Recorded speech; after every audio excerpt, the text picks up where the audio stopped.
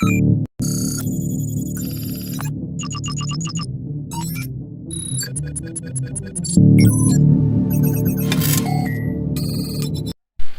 Hello guys, இன்றைக்கி இந்த ஃபேஸரில் வந்து வைப்ரேஷன் டெஸ்ட் பார்க்க போகிறோம்.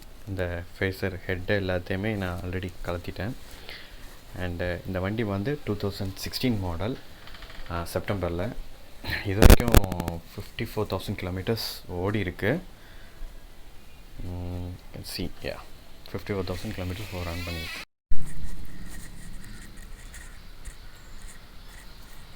ஓகே, அண்ட் இந்த வண்டியில் இது வரைக்கும் நான் இன்ஜின் ஒர்க் எதுவுமே பண்ணதில்லை. ஈவன் ஸ்க்ளெச் பிளேட் எதுவுமே நான் இதுவரை சேஞ்ச் பண்ணலை. இன்ஜினை ஓப்பன் பண்ணவும் இல்லை இது வரைக்கும். ஸோ ஓவரால் இவ்வளோ ஓட்டியிருக்கேன். சரி, இதில் வைப்ரேஷன் டெஸ்ட் எப்படி இருக்குன்னு பார்ப்போம். ஓகே, அது எப்படி வைப்ரேஷன் செக் பண்ண போகிறோன்னா, டேங்க் மேலே கப்பு வச்சுட்டு அதில் கொஞ்சம் தண்ணி ஊற்றுவோம். தண்ணி ஊற்றிட்டு வண்டியை ஸ்டார்ட் பண்ணுவோம். ஸ்டார்ட் பண்ணி throttle full throttle cut off அடிக்கிற வரைக்கும் த்ராட்டில் கொடுப்போம். ஸோ வைப்ரேஷனில் டேங்க் எவ்வளோ வைப்ரேட் ஆகுது, கப் கீழே உள்ளதா அப்படிங்கிறது பார்க்கலாம்.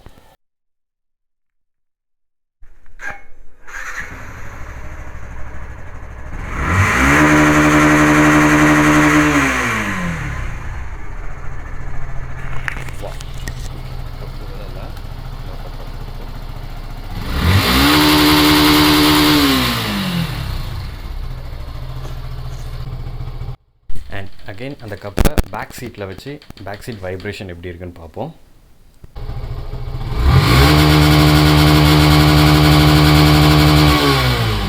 அண்ட் அந்த கப்பை ஃப்ரண்ட் மெக்காடில் வச்சு சும்மா செஸ் பண்ணி பார்ப்போம்.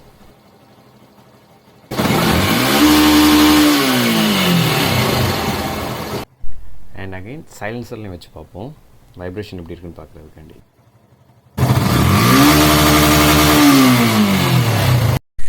அண்ட் ஃபைனலி, Yamaha எப்போவுமே ஒரு நல்ல பிராண்ட் தான்.